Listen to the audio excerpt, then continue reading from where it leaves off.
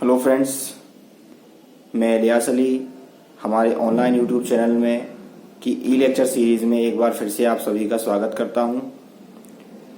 दोस्तों, आज का टॉपिक है, आज हम लोग चर्चा करेंगे एग्रीकल्चर हेरिटेज। दोस्तों, हेरिटेज का मतलब होता है विरासत, यानी कुछ ऐसी चीज़ें, ऐसी वस्तुएं जो हमें हमारे पूर्वजों से विरासत में मिली हुई हैं। बात करते हैं एग्रीकल्चर की, यानी कृषि।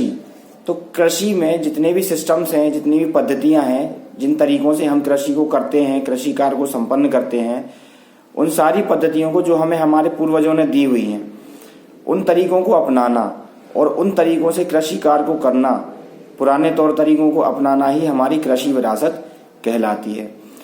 दोस्तों, हम शुरू से जानते हैं कि भारत हमारा एक कृषि प्रधान देश रहा है और यहाँ की 75 to 80% पॉपुलेशन जो है वो कृषि पर डिपेंड है और आय के साधन भी लगभग और रोजगार के साधन भी यहाँ लोग बाग कृषि से ही जुटाते हैं।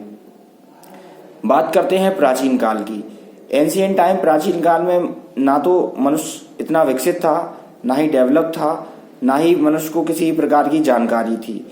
तो कृषि की जो तकनीकें थी, जो भी कृषि के कार्य थे, वो टोटल ऑर्गेनिक और देशी व्यवस्थाओं पर आधारित थे, यानी देशी व्यवस्थाओं से ही कृषि कार्य को किया जाता था। जैसे कि जो पशु पाले जाते थे तो खाद उर्वरक के रूप में पशुओं का मलमूत्र, गोबर आदि को ही खाद बना करके खेत में दिया जाता था। इसके बाद जो फसलें थीं, कुछ सीमित फसलें थीं, जैसे कि सबसे पहले धान की खेती को हमारे पूर्वजों ने उगाना शुरू किया। धान की फसल को, जिसको हम पैडी कहते हैं, इसका साइंटिफिक नाम होता है ओराइजा सटाइवा। इसको ही सबसे पहले हमारे पूर्वजों ने उगाया। इसके बाद धान के बाद, चूंकि हमारे जो पूर्वज थे, जो आदि मानव थे, जिनको हम होमो सेपियंस कहते हैं, वो नग्न अवस्था में घूमा करते थे, विचरण किया करते थे। तो उनके पास अपने शरीर को ढकने के लिए साधन नहीं था, तो पेड़ पौधों की पत्तियों को ही वो अपने शरीर से ढकने का काम किया करते थे। तो जैसे जैसे मानव का दिमाग विकसित होता गया, मानव डेवलपमेंट की ओर बढ़ता गया, तो उन्होंने पशुओं को पालना शुरू किया और उन पशुओं से जो ऊनी वस्त्र थे, कुछ वस्त्रों को बनाया। सबसे पहले उन्होंने अपने शरीर को पेड़ पौधों की पत्तियों से ढका। इसके बाद जैसे ही उनका विकास चालू हुआ, विकास की वो कतार में आगे बढ़ने के साथ साथ विकास क्रम को आगे रखते हुए उन्होंने ऊनी वस्त्र को धारण किया और भेड़ और बकरी नामक कुछ ऐसे जंतुओं को, जानवरों को पालना शुरू कर दिया। इसके बाद उन्होंने दूसरे जानवरों के रूप में, इसी कतार में, इसी कैटेगरी में दूसरा जानवर उन्होंने पालना शुरू किया, कुत्ते को।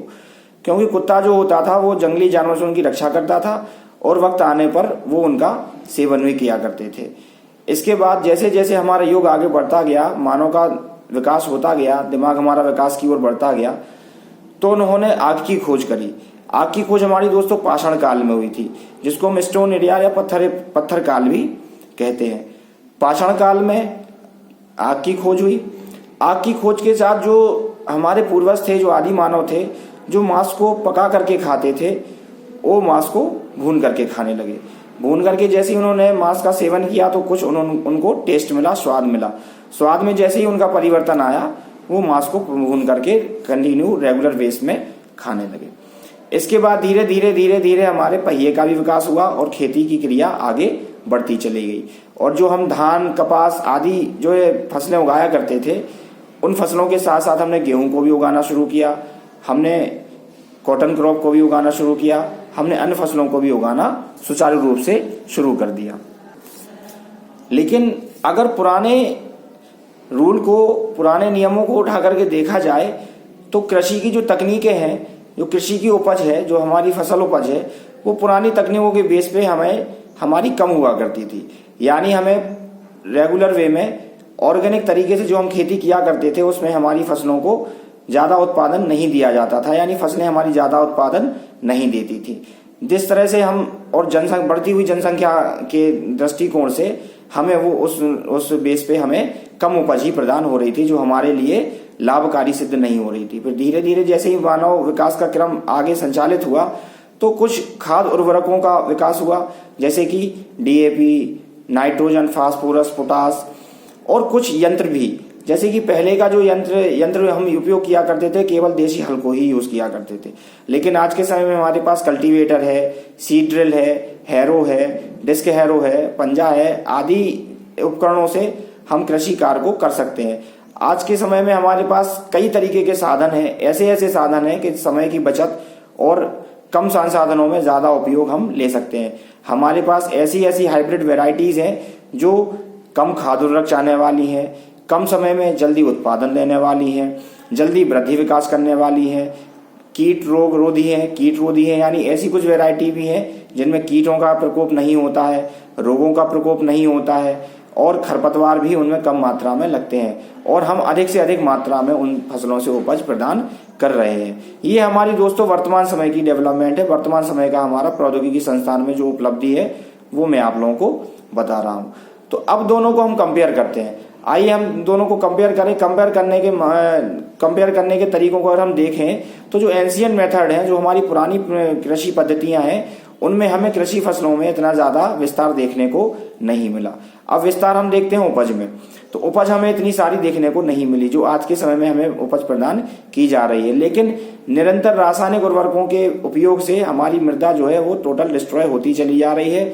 जो सॉइल फर्टिलिटी है और सॉइल प्रोडक्टिविटी है, यानी मृदा उर्वरता और मृदा उत्पादकता, दोनों ही हमारी निरंतर बेस में कम होती चली जा रही है। और बढ़ती हुई जनसंख्या को मद्देनजर रखते हुए, बढ़ती हुई जनसंख्या को देख करके ये चीजें आज हमारे लिए ही साबित हो रही हैं। पहले का जो व्यक्ति था वो हष्टपुष्ट था, बलशाली था और जो भी उत्पादन करता था वो टोटल ऑर्गेनिक तरीके से उत्पादित होता था और जो भी खान पान हमारा था वो शुद्ध तरीके से होता था। लेकिन आज का समय टोटली हमारा जो खान पान है, जो भी हमारी सेहत है, आजकल का मनुष्य बीमार ज्यादा होता है। तरह तरह की बीमारियां को मनुष्य ने घेर लिया है और इन बीमारियों को हमें इलाज कराना पड़ता है। इनका सारा प्रकोप अगर देखा जाए तो हमारे खान पान पर भी निर्भर करता है।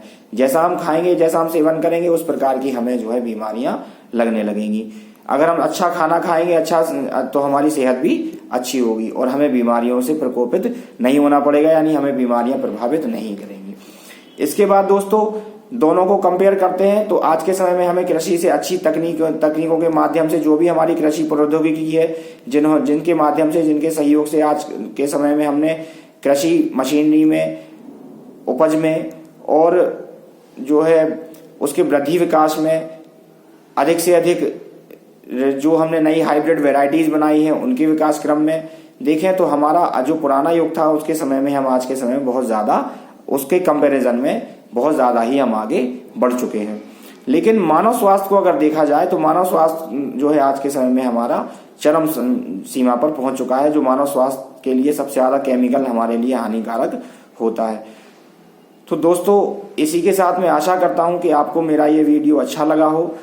अगर आपको मेरा ये वीडियो अच्छा लगा हो तो वीडियो को लाइक करिए, शेयर करिए और कमेंट करिए। अगर इस वीडियो से रिलेटेड, इस टॉपिक से रिलेटेड जो भी आपके डाउट्स हैं, जो भी आपकी क्वेरी है, आप कमेंट सेक्शन में जाकर के उसको टाइप कर सकते हैं और आपके डाउट्स को क्लियर किया जाएगा। और लास्ट में बेल आइकन को दबाना ना भूलें, जिससे कि अगली वीडियो के नोटिफिकेशंस आप तक सबसे पहले पहुंच सकें।